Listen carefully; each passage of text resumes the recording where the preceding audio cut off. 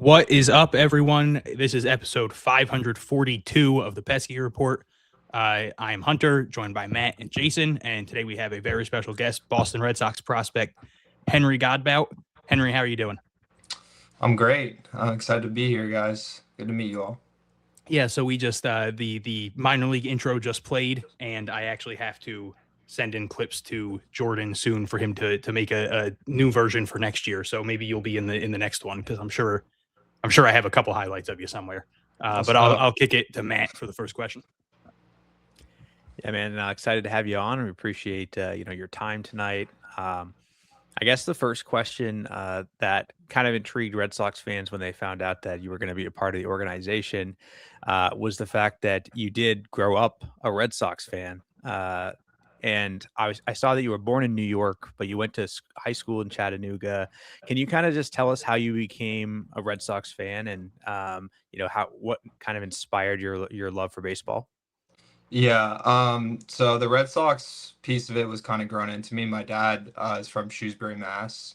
So growing up, I was a Red Sox, Patriots, Celtics, everything. So yeah, that was kind of a given. I mean, I don't know if your families are all Boston sports fans, but if you grow up in a household with Boston sports fans, it doesn't really matter where you live.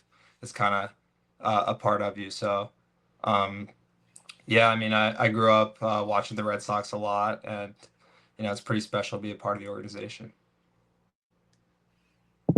Yeah, and kind of on that same note, when you get drafted by the Red Sox, what was your first reaction, and what do you remember about that exact moment that you heard your name?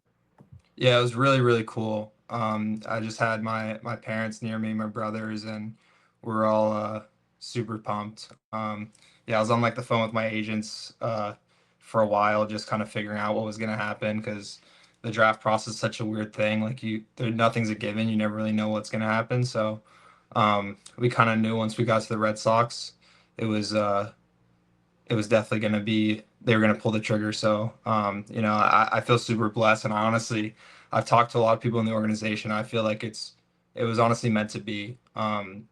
Everything shaped out in such a perfect way. I mean, my college season, my junior year was not my best, and there's a lot of struggles, but kind of ending up in the Red Sox organization, I feel like I couldn't be in a better place. One thing that seemed to get a lot of Red Sox fans excited was your ability to hit line drives and the exit velocity, the bat speed. Everything looked really good in your short amount of time in the minor leagues this year. 44 at bats, but you were phenomenal in high A. You did not hit a home run though, and there was one where you had an RBI single high off the green monster, and everyone in the stadium thought it was gone, you included. Was it? How was the reception in the dugout when you got back? Were you getting made fun of a little bit? Was it everybody having fun? Obviously, I mean, you were hitting like 700 at that point, so nobody's going to say anything too crazy. Well, I mean, that was actually my second at bat. So, yeah, I mean, they definitely had some fun with me after that. I mean, it's really funny because I don't feel like I've ever really like pimped a homer in my life, honestly, like never. And I hit the ball really well, and it just happened. I was like, I didn't really even think about it, and then I looked up and the ball hit off the top of the wall. So it wasn't my best moment, but there was definitely some laughs for sure. In your defense, you're not used to playing with a green monster in left field, so in most circumstances that's a home run. Yeah, for sure. Yeah, I think that was I think one of the first moments that we had interacted, even on social media, very briefly, was when we had shared the clip of that and complimented you on your pimp job back then. But Yeah. Obviously, getting an over $1 million in a signing bonus for the Red Sox got to be pretty exciting for you. Did you go out and make any big purchases or do anything kind of crazy with your first check? No, I didn't. I don't really spend much money on anything, to be honest. I just kind of get food. I would say like DoorDash. I definitely DoorDash a little bit, but I'm starting to cook a little bit more. But nothing really crazy. What's the go-to like DoorDash if it's like right out, you're done recording a podcast with a bunch of Red Sox nerds and you're like, I'm kind of hungry. What's the go-to order? That's a good question. I don't know. I mean, at the moment, I'm starting to eat like super healthy, so probably like, I don't know, grilled chicken, some sort of vegetable. Pretty simple. All right. So all the nutritionists listening to this, you can DoorDash anything you need, even a healthy diet. Okay, there's no excuses. Yeah. Real quick, back to the Homer thing. So, fun fact about me, I actually interned with the Greenville Drive, and I was the one doing the switcher upstairs. So, like, I was like TDing the broadcast. I myself included thought that ball was gone too. So, There we go. no, you're not alone. So, All right. it Yeah. was very fun. Put that on the record. I should have put that on my reel. That was on me. Next one, I got you. Now, my next question to you is, there's clearly a difference between playing in college and playing at the minor league level.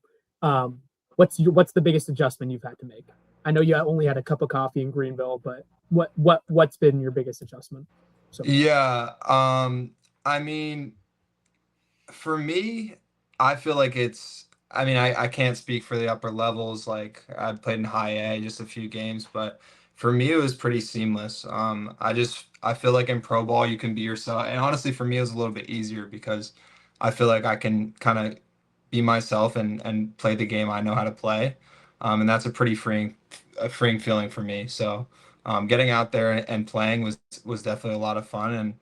And I don't know, I didn't really feel like there was much of a hill to climb or anything like that. So a little bit after you started playing in games, you were one of the players that someone in the organization reached out to me about and was like, "Hey, this guy, like everybody loves him, works hard. It seemed like you were doing everything the right way." And he was like, "I want you to reach out to him." What do you think you're doing right that has people in the organization like ready to hype you up? I don't know. I can't speak from anyone else, but I mean, for me, my entire life, I guess since I was probably like 12, all I've ever wanted to do was play baseball. So, I mean, that kind of has consumed my life ever since. So, I mean, all I think about is baseball. All I really do is baseball things. So maybe the people in the organization see that and they think that's a good quality. I don't know. Um, but I mean, I got great relationships with a lot of people in the organization. So, You said that you basically just baseball growing up. Was there a player that you kind of like modeled your game after? Like I'll age myself a little bit. Young Hunter was wearing number 5 for Nomar, and I was doing the batting gloves and the toe tap, and then I was hitting 187. But that's a different story. So like, was there a player that you felt like you modeled your game after, or that you looked up to, or you wore a number because of him? You had a batting stance because of him. You wanted to play second base or shortstop because of him.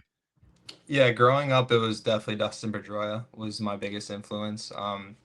I was super small growing up. Like I was always the smallest player on the team, super skinny. I played like 2 years up for a long time. So, um, I really emulated with him because I mean, he was always a small guy who impacted the game in loud ways. So, growing up, I always wanted to be like that, like kind of a grinder, being able to play great defense, just help your team win in different ways. And it's crazy now that I'm in the Red Sox organization and I can, see that path pretty clearly now. So it's pretty cool. I hope I get to meet him at some point. I don't know if he'll be at spring training, but that would be really cool. Red Sox need He's to been hire down Dustin Pedroia. I'll just say that. They do need to. They need to convince him in some way or fashion. I mean, he was there, I think, the last 2 spring trainings to help out for I don't remember if it was the whole time or a couple of weeks, but that must be pretty cool. I know that you obviously have a lot of ties to New England in general, but you actually know like what it feels like to bring a championship to a team while playing in New England, if I'm not mistaken. Kinda. You want to tell us about your experience playing for the Harwich Mariners? Yeah, Harwich was a lot of fun. I wasn't actually there during the playoff run, unfortunately. I got hurt and I had to go home, which stunk.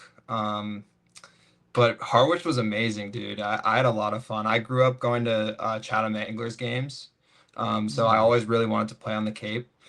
So going to Harwich was a blast. Coach Stevie is one of the coolest dudes I've ever met. He's an awesome guy to play for. So I really loved it. It was short, but I mean, I had a great time. I met a lot of cool people. I know there's been quite a few other Major League Baseball players that have gone on to have great careers after playing for the for the Cape Cod Baseball League. So that's pretty cool that you have that experience, and especially being close to home. You were just recently, I think today, in the latest update from Baseball America, um, ranked number 10 in the Red Sox system. So congratulations on being in the top 10 for the Red Sox farm system. What's it like? Do you feel any added pressure as being someone looked on as like, oh, you're one of the top prospects in the system? Like, do you feel like there's any extra hype that you have to live up to or anything like that? No, not at all. I mean, for me, I'll always hold myself to the highest standard. I feel like I've never felt like in my life, even when I'm not playing like it, I've never felt like I'm not the best player on the field. And that's the truth. I'm not just saying that as someone who believes in himself. Like that's the truth. So, rankings are cool. I keep up with all the Twitter stuff. I look at it. It's fun to engage with, but at the same time, like it doesn't affect me at all. I just go out there and try to become the best player I can be, and I know that's going to be a great player. Um, but I mean, rankings are cool. I think it's a great way to, for fans to keep up with the team and understand who's coming up the pipeline. But I mean, I don't really pay attention to it other than that. Yeah, kind of on the same note of having a high standard. I think, whenever I'm down, there are a few people I can trust to, get advice, get the stuff I want to hear, whether it be, career wise or, if I need something for dinner, I can ask them. But, is there anybody you look up to or anybody specific you go to for advice, or how do you handle times of, if there's a bump in the road, how do you solve it? Yeah, I mean, it's always been my parents or my brothers. I would say probably a little more interesting recently. I've gotten to know Roman a little bit. I saw him a few days ago, actually, before he went out to like that Trevor Story camp. So I've been talking with him quite a bit. Asking him questions. He's been really cool. Keeps the line of communication open with me, whatever I really need.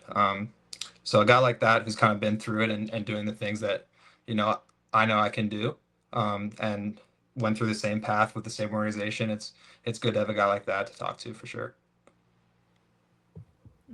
We've gotten to talk to a couple of people around Greenville. We've, Maximus Martin's been on, Liam Carroll's been on multiple times.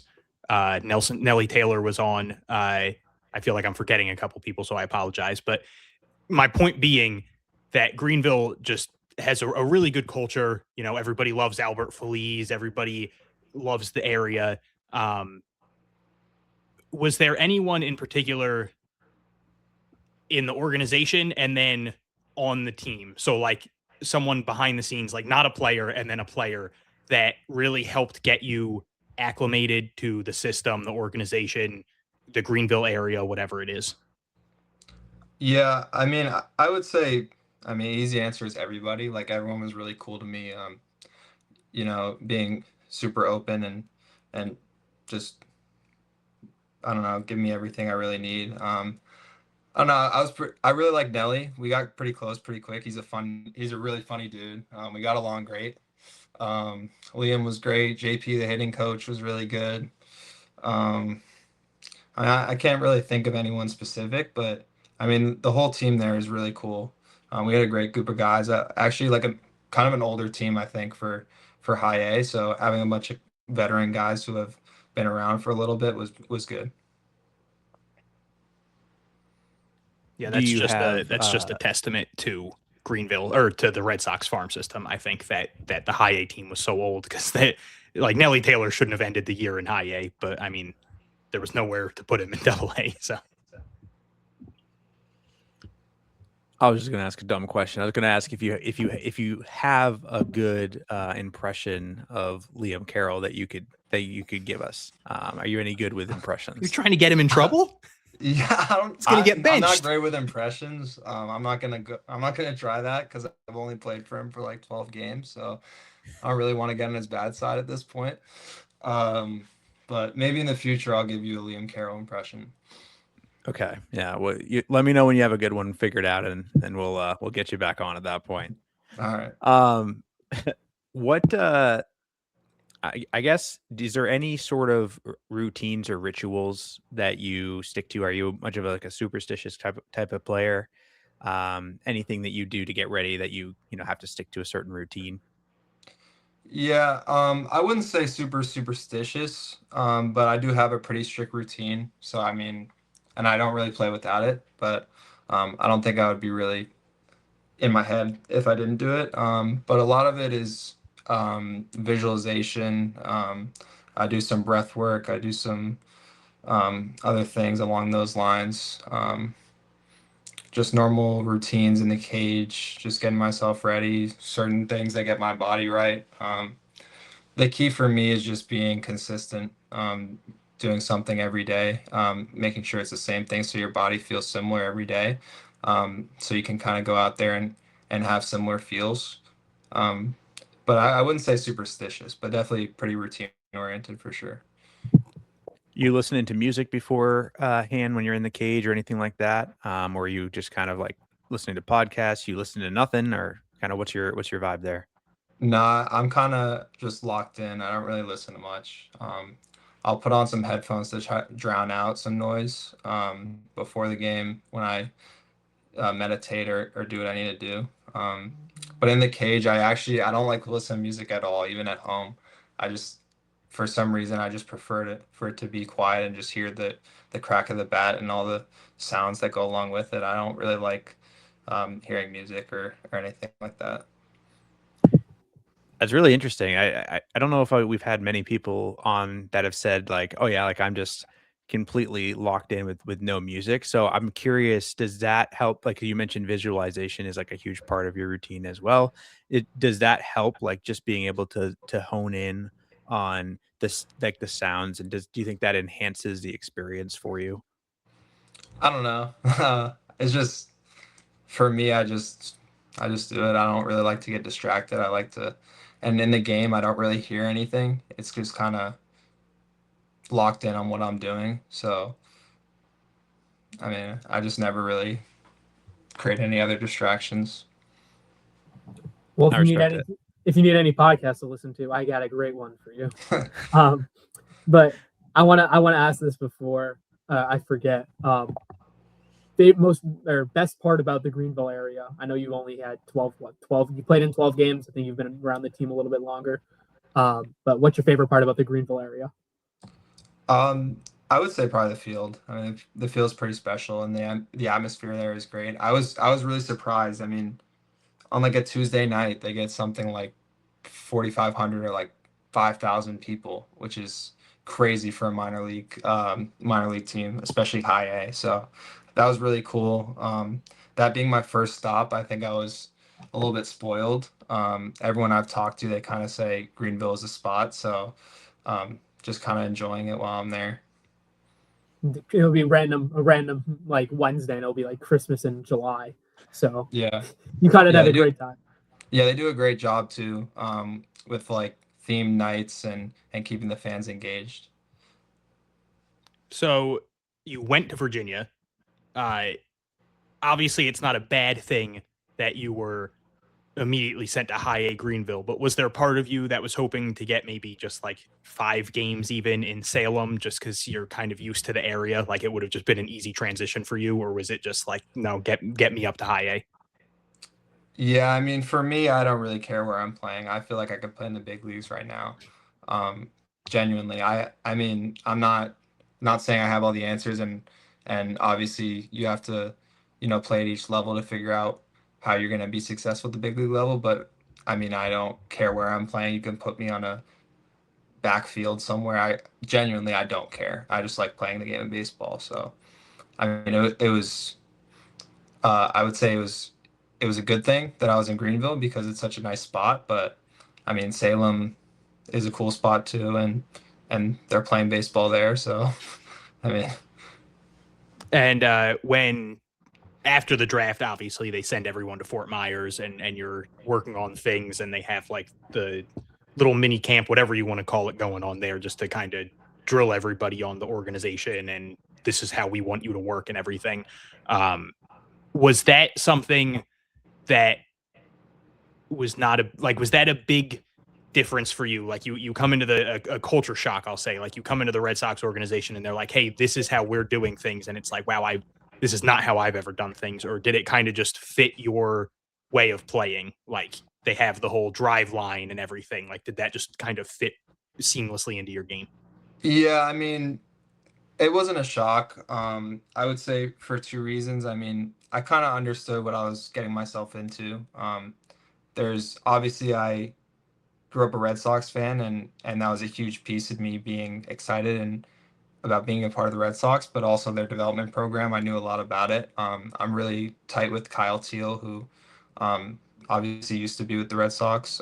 So talking to him throughout the process, figuring out what the Red Sox did well, and he always told me that it was a perfect fit for me development wise and for my skill set. I mean, bat to ball has always been a strength of mine. Just being able to control the zone, just feel for the game, stuff like that. I have people say I have a good handle on it.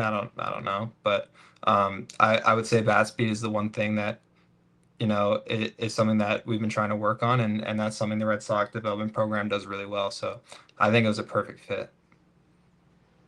And was it easy to get along with everybody at the facility? Like the other draftees, how did you guys get along? And did you do anything like did you have like a special like a poker night or anything? Um, no, nothing like that. But we got along really well. I'm super tight with a lot of the guys. And I would say, looking back, that's one thing that was kind of a little bit tough about going to Greenville was I was the only guy that went there, and I got really tight with a lot of the guys from my draft class, and some of them went to Salem, others stay at the facility. So not being around them after getting to know them really well was, I mean, it is what it is, but yeah, we're super tight. I'm living with during spring training. I'm living with Mason White, who's an infielder. I'm sure you guys know, and then Jack Winnay, another infielder, outfielder. Yeah, super tight with those guys. Super tight with a lot of the pitchers. They're all really cool. You talked a lot about, feeling like, hey, just the way my mentality is, like I feel like I could play even in the big leagues right now, just like wherever it is. I love playing. I know that everyone processes maybe slumps or failure differently. How would you say that you handle failure and like, or if you haven't ever like say, hey, I've never really had a really crazy slump or anything like that. What do you think, you would, how you would handle any type of an inevitable slump? Yeah, I mean, you can look right at my junior year. It was a really tough season for me. It was one of the, I mean, worst seasons I've ever played baseball, in my opinion. There's a lot of stuff team wise. We didn't play well, myself included. Didn't do what I needed to do to help my team win, and that really hurt me for sure. So, getting through that and getting to pro ball and realizing that it's part of the game. Um, failure is a part of life. It's a part of baseball, and if you use it as a stepping stone for success, I think it can be a positive. Obviously, you want to succeed in anything you do, but you're not going to become the best version of yourself if you succeed all the time. So just taking failure for what it is and building on the failures and figuring out what to do in the future is a part of life and a part of the game of baseball. Kind of on I that got same goosebumps, note, man. kind of on that same note, I think everyone's goal is to make the big leagues. But other than making the big leagues, what would you say as the new year comes, new season, your number one goal is? Other than making the big leagues, because that was my goal back in the day, but it didn't. Yeah. For me, it's just, I mean, it's probably a cliche thing to say, but taking it a day at a time, it's really true for me. If I get too ahead of myself, I just feel like that causes unnecessary stress, problems, and obviously I want to make it up to the big leagues quick, and I know I can do that, but you can't lose sight of what's in front of you. So for me, especially this off season, it's just two main things, like gaining a lot of bat speed and just getting more athletic and moving better on the infield have been two things that I've been working on every day. So continue to do that when I get back to the complex is kind of what I'm focused on right now. So we talked about relationships with teammates, but was there a hitter and a pitcher who impressed you the most in your time at Greenville? Like obviously you didn't really get to see a lot of Justin Gonzalez, but a lot of the guys that were in Salem with him were going crazy. But like, was there a pitcher and a hitter that really stood out to you? Yeah, that's a great question. I would say, you know what? Not necessarily because of how well they did, but because of their mentality. I would say Shane Drohan. He was rehabbing with us pretty most of the time I was there, and I'm working at a facility right now in Florida, and he's been here, so I've been hanging out with him a little bit. But just his mentality was super impressive. Being a guy who's in the upper levels of the minors on the cusp of the big leagues, I think he had some big league time. I don't know, but Not yet, no. he hasn't had any. Okay, so I don't know, but just like, I mean, he had a few outings where he kind of got shelled a little bit, and he really wasn't flustered at all. He was just kind of going about his business, and I was actually very impressed, and I took a lot away from that because sometimes I feel like I'm not playing well, not playing to my capabilities, and you can get frustrated, but just having an even keel mindset is, especially when you play 160 games, is really important. And hitters, I don't know, man. There's a lot of really impressive BP, I would say. You mentioned Justin Gonzalez. That dude is a freak. He hits the living shit out of balls. I don't know if I could say that on here, but all right. You're good. All right, cool. Crazy. Feliz, you mentioned him earlier. It's I'll say is Fraley Encarnacion. He might have the craziest bat speed I've ever seen in my life. That dude is just a whip. Like I think he had the hardest hit ball in the Red Sox minor league system this year. It was Albert Feliz, and then it was Fraley Encarnacion, and I don't think anyone topped him. It was like 116 or something. It was him, Brooks Brannon, and Gonzo. Well, I think he hit 118 when I was there. I don't know, but someone told me he hit a ball like 120 earlier in the year in Salem. I believe it. There's some serious bat speed. And then is there a pitcher on that was on your team that you most want to step in the box against? Like someone you maybe think you could take deep, or you just feel like it would be a really good battle? I don't know, man. I want to face everybody. Like legitimately, some of my pitchers got mad at me at Virginia because I would just tell them every day I would take them deep.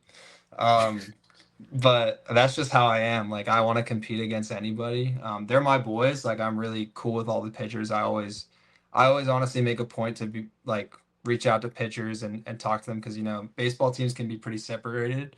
And if you don't go out of your way to talk to the pitchers, you might not have a relationship with them. So especially in college and going to pro ball, I really feel like it's important to build a relationship with everybody, because those pitchers need to trust you, and you got to trust them to execute, and you're all one team. So yeah, but I definitely don't shy away from any competition for sure. I feel like I would take all of them deep.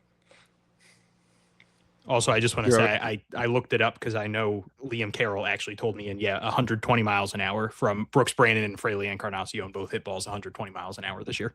That's insane. Yeah, I Freaks. believe it. So we talked a lot about what shows up on the field, but what would you say is one thing that Red Sox fans should know about you that's not going to show up in a box score? Yeah, that's also a really good question. I mean, I would say just like I understand what it means to be a Red Sox fan, and I understand what the city of Boston is about. And I love it. Like that's how I grew up as a sports fan, is, living and dying with your teams. And for me, fortunately, there was a lot of ups and not many downs as a sports fan, uh, as a Boston sports fan growing up. Like it was crazy Only a little time. spoiled. Yeah, for sure. But just understanding what the city's about and understanding the standard, that they expect winners, and that's what I expect of myself. So I think it works pretty well. And kind of on the same note, when it's all said and done, when people look back at the Henry Godbout, legacy, what do you want them to remember the most about you? It's not like Yeah. there's a long way to it, but Yeah.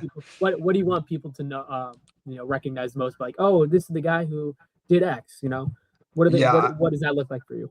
Yeah, another great question. I mean, I would say a guy who really was the main catalyst of winning in Boston, a guy who you can really tell stepped in and played a major role in the team winning for a long time. Yeah, I mean, for me personally, I want to be a Hall of Famer, and in order to do that, you got to win. It's not really about yourself, obviously you got to produce, but for me, it's about doing what I can do to help the team win, and all that other stuff will take care of itself. So obviously we've mentioned a couple times that you grew up a Red Sox fan. Do you have any specific Red Sox memories and then any specific Fenway Park memories? Yeah. I mean, a ton. I mean, man, I'm trying to think of one to point out. I think I've told this before, but I would say the most reoccurring one for me is just being in my car as a kid, and we had these like old tapes of Red Sox games, and I literally probably have watched them 1,000 times each. So just, I don't know, watching old games. Yeah. And then going to Fenway. I was at Mike Lowell's retirement game, which was pretty cool. Yeah, I don't know. I've had so many. They all kind of jumbled together in my head, but yeah. I'm from PA, so I didn't go to Fenway until I was a little bit older. And the first game I ever went to, Manny Ramirez extended his hitting streak to, I think it was 26 games with a walk-off single in like the 14th inning. Willie Mopena was, I think, a double shy of the cycle. He hit a triple. I think he was a double shy of the cycle. But yeah, Fenway, that's a, how many ballparks have you been to? Major League, obviously. Yeah. I don't know. I've been to quite a few. I would say at least 10. So Maybe at least 10. I think most Red Sox fans could agree that first time they step into Fenway, like you walk through one of the tunnels and you see the field, it's like that magical moment. How different is that going to hit for you in, let's say, a year, 2 years, whenever it is, you're stepping onto Fenway as a player for the first time? I don't know. I mean, I'm sure it's gonna hit me. But I mean, it's tough because when I step on a baseball field, it's always just baseball. A lot of the other stuff, and I kind of grapple with it in my head because a lot of the time I don't really appreciate the moment, and then I get out of it, and because I'm so consumed with what I'm doing, and I know that's how I need to be my most successful. Um, but I'm sure Fenway is. I'll take a second for sure to take it all in, and enjoy the moment. I'll be 100% honest. I'd cry. I'll be 100% honest. I think I would cry. Yeah, yeah. I mean, we'll see. I wouldn't put it past me, honestly. It might happen. Hunter also cries every time Duncan puts out a new refresher flavor. So I mean, That's fair. the standard. No, when they is get rid of not- a refresher flavor. That's yes, that's what it was. That's right. Sorry. Standard is very high. Staying kind of along the Fenway Park debut, have you thought about or decided what your walk-up song would be? No, no, I haven't thought about it.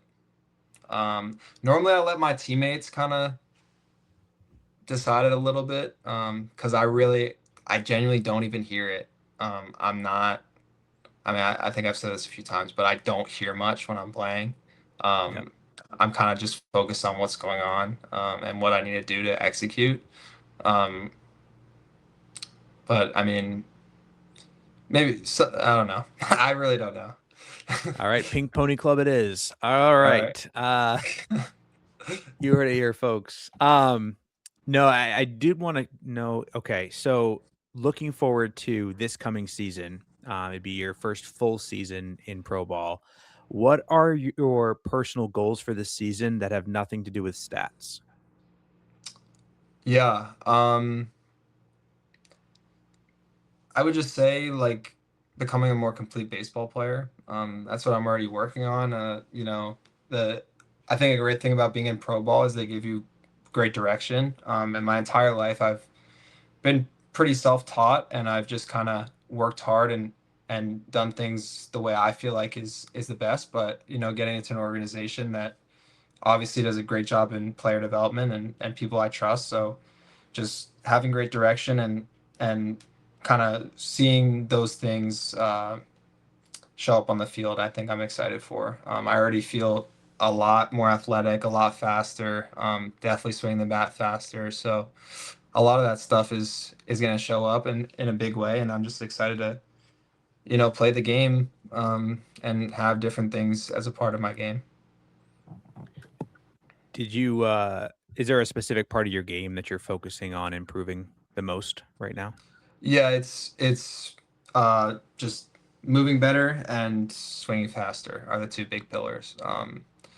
I would say like last year you know, I think I went the wrong direction in terms of like everyone was saying add strength, and I kind of bulked up, and I realized that's base I've realized now that baseball you don't really need to be bulky in order to be strong. You just have to be rotationally strong. So getting a lot leaner and being able to move better is huge because I mean one of the biggest things I try to stay away from hearing things online, but you run into things sometimes and everyone's like, oh, it's great hitter, but can he play defense? And I've always felt like defense is the best part of my game, genuinely.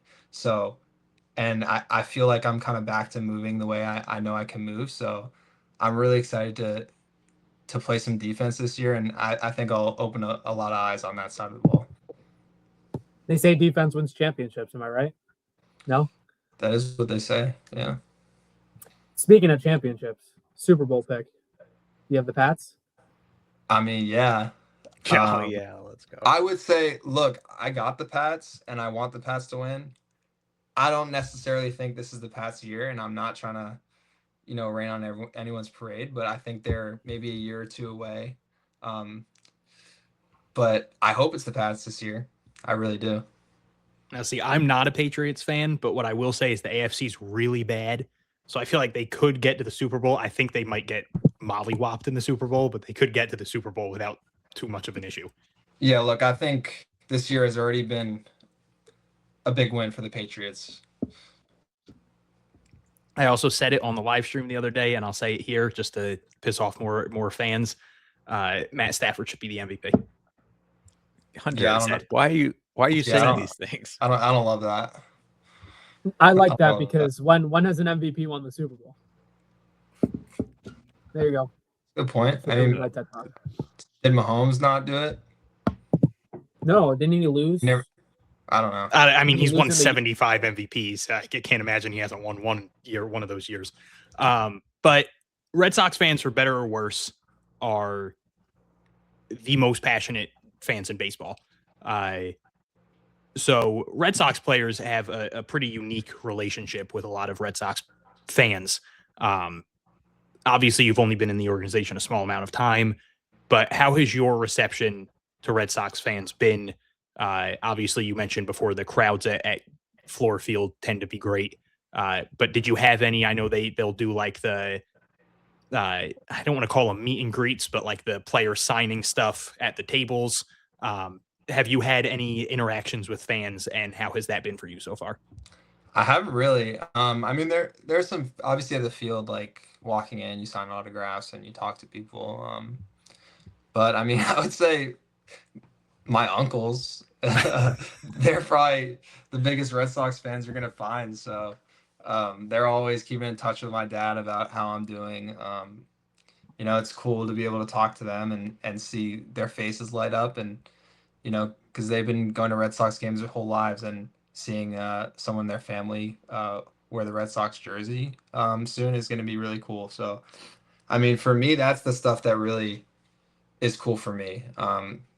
Growing up a Red Sox fan, obviously in my own head, it's going to be a surreal thing. But you know, my family members, it's, you guys know, like Boston sports is everything to these people in Boston. So, you know, them being able to brag to their friends, saying their nephew is a player in the Red Sox organization, is a really cool thing, and I don't take that lightly.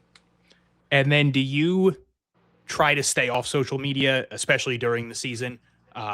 Is that kind of something where you try to block it out? I know some players, Hunter Dobbins, who was just traded away, obviously, but like some players like to interact with fans as often as possible. David Samlin's another one who is very active on social media.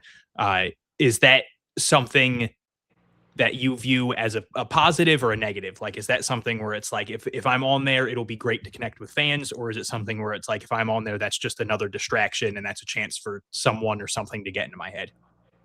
So, I mean, I'm all for interacting with fans and having relationships with people. I would say I don't necessarily avoid social media, but I'm also just not really on it that much. I don't really post very much. And I mean, I'm not going to get distracted by something someone says in social media. I've been around it long enough. People are going to say whatever.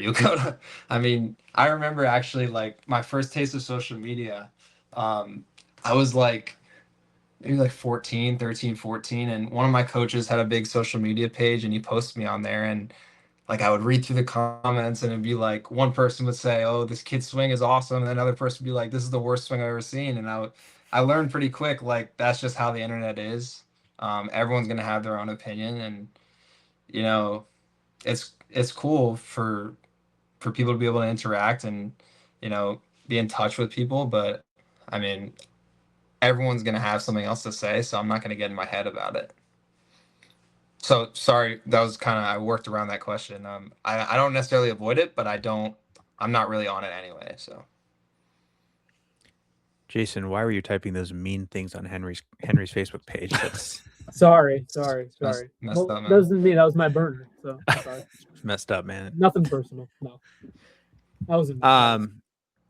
Well, we appreciate your time this evening, Henry. I'll just we'll do one like maybe a quick rapid fire final round. And, Yeah, and I should have a few more minutes if you guys have some more things. If you're done, but don't let me cut you off. I just got a text. Okay. So. No, fair enough. I was just going to ask you if there's anything that you've been kind of using in your free time when you're not thinking about baseball. Is there any particular TV shows that you're watching, or movies that you're into, or any type Video of games. thing that you've been video games, anything you've been kind of doing lately to keep yourself occupied? Yeah, I play some video games. Play MLB The Show, NBA 2K, some Fortnite. I mean, watch shows, watch YouTube. Um, I Do don't you ever know. play in the rec on The 2K? rec, dude. Is I average like 23 on the rec. it the most Come on, toxic man. place in the world? 'Cause Yeah, it's hilarious. if I'm playing Yeah. random, I just go into a party by myself because I don't need to hear my teammates. Yeah, And you can't play random rec. You can't do my that. You gotta issue have is squads. If you don't have at least 4, I think that's more toxic because then this other squad just starts icing you out.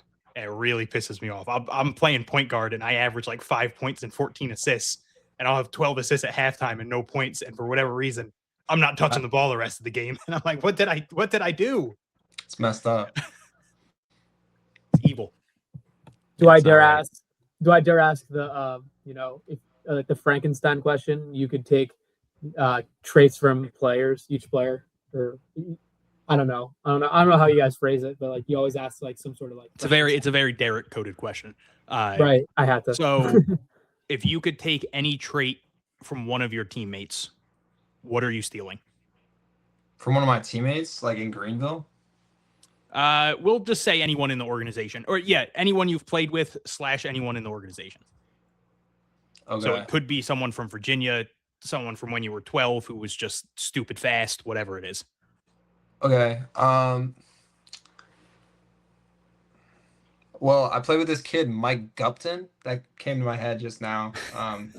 He was like super fast. He ran like a 5.9 60 at like a PG event.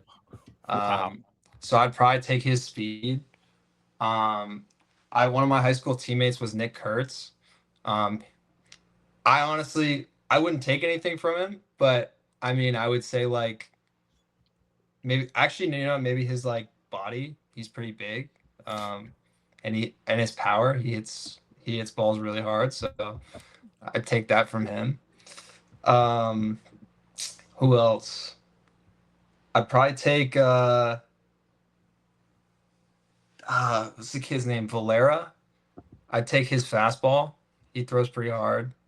You're just going to be at shortstop throwing 102-mile-an-hour fastballs. Yeah, why not? Correa does that. Yeah, why not? Damn, who else? I don't know, man. I think I can hit pretty good. I don't know if I really want anyone's hitting. Glove. I really think I have a good glove. Franklin's a really good infielder too, though. He's smooth. Maybe like I got to get a little bit smoother. Taking ground balls with him, I realize there's an art to the nonchalant fielding style that I gotta adopt a little bit because it looks cool and people like it. So yeah. He Franklin Arias is very good at making difficult plays look like the most routine thing you've ever seen. Yeah, no, he's a good player for sure. Hunter, you got anything else? Oh yeah, I guess that was technically Jason's question, but I kind of asked it, so I'm gonna let Jason throw another one if he has. No, that was my final one. Don't worry. Well, we paced this really well then. In that case. Yeah. Wow. So let's end it on a positive note then. For any young players listening to this that are dream of kind of being where you are right now, what advice would you give to them? Yeah. Just continue to work hard and trust yourself. My entire life, I feel like I've been overlooked as a baseball player. And don't let it frustrate you, because if you know what you are and you're willing to put in the work, you're going to get there. Whether it happens today, tomorrow, in 5 years, if you truly want it, you can get what you want. So just continue to work hard and believe in yourself, and good things will happen.